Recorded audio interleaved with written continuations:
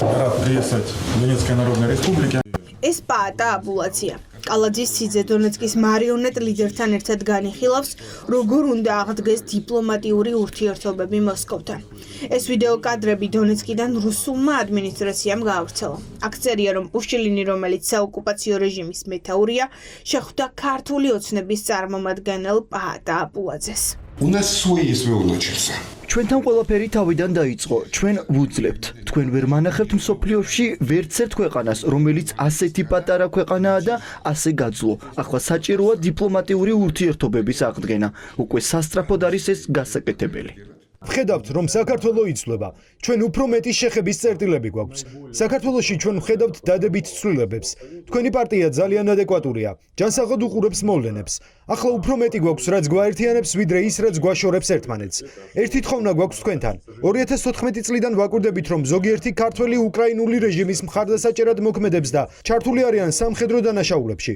მე მაქვს ქართველი მებრძოლების სია და გადმოგცემთ მას. საქართველოს კანონმდებლობიდან გამომდინარე იმოქმედეთ. მათ სასჯელი უნდა შეეფარდოთ, ვინაიდან ამ დანაშაულებს არ გააჩნია ხანდაზმულობის ვადა. ვისთვის არის განკუთვნილი უკრაინის ტერიტორიული მთლიანობისთვის მებრძოლი ქართველი ჯარისკაცების სია, რომელიც დონეცკელმა სეპარატისტებმა პაატა აბულაძეს გადასცეს. კახი კალაძის სიძისგან ამ კითხვაზე პასუხი არ მეგვეღია. ის პირველებთან ამბობს, რომ დონეცკში ქართული ოცნების სახელით არ მოქმედებდა და შეხვედრაზე საოკუპაციო რეჟიმთან პრორუსული პარტიის ლიდერმა მამუკა ფიფიამ წაიყვანა. ჩვენ ახლა ვიმყოფებით რუსეთში, დონეცკში, ქართულ-რუსული ურთიერთობის გამტკიცების ჭრილში. რას გადამეკიდეთ მე? თუ ის გაინტერესებთ, რომ მე ოცნება გავმი, არა, არც იცი ან მე სადა ვარ. ალბათ გაიგებენ უკვე. მივდივარ ახლა შვილებთან და იქ არ არის სვიაზი და არაფერი. იმიტომ ფრონტის წინახაზეა. მას შემდეგ, რაც კალაძის სიძე დონეცკის საოკუპაციო რეჟიმმა ქართული ოცნების წარმომადგენლად წარადგინა, ჩვენ კახა კალაძეს ვკითხეთ, ვისი სახელით მოქმედებდა ოკუპირებულ უკრაინაში აბულაძე. Ჩვენ პოზიციონირებდა როგორც ქართული ოცნების წევრი. თქვენ რა რეაქცია გაქვთ? რა რეაქცია? ჩემთან რა გაინტერესებს? თუ გაქვთ კონკრეტული კითხვა, დაუსვით. თქვენ რა რეაქცია გაქვთ? ჯერ ნახეთ რატო ხართ ბინძურები. ისეთ რაღაცეებს კადრულობთ. ჩემი ოჯახის წევრი. ჩემი ოჯახის წევრი არ არის. ისეთ რაღაცეებს კადრულობთ. ეხლა არ მინდა საუბარი ამ ყველაფერზე.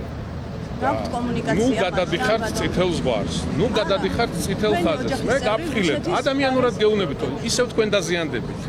მისაღებია ემიჯნებით თუ რა შეძლიათ გითხრათ? გაფრთხილებთ. წითელ ხაზს ნუ გადადიხართ. რას გაფრთხილებთ და იმას გაფრთხილებთ, რომ წითელ ხაზებს ნუ გადადიხართ. სწორია ეს აქციელია, შეგიძლიათ გითხრათ. პაატა აბულაძე ქართული ოცნების მაღალჩინოსნების გარემოცვის წევრია. ის ოკუპირებულ დონეცკში ყოფილი გენერალური პროკურორის ოთარ ფარცხალაძის უახლოეს მეკობრე მამუკა ფიფიასთან ერთად ჩავიდა. ოთარ ფარცხალაძე კი პუტინის კარზე ბიძინა ივანიშვილის კაცად ითვლება. ექსპერტები და არწმუნებულები არიან, რომ ქართული ოცნების მწვანე შუქის გარეშე პაატა აბულაძე ერთ ნაბიჯსაც ვერ გადადგამდა.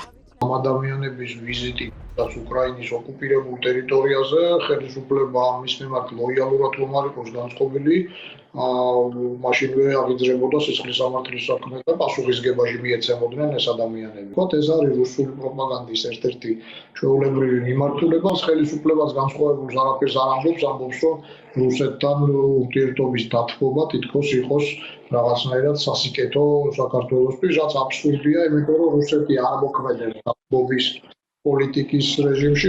აბულაძეს რუსეთში ჯარისკაცის მამას უწოდებენ, რადგან მისი ორი შვილი რუსეთის მხარეს და უკრაინის წინააღმდეგ იბრძვის.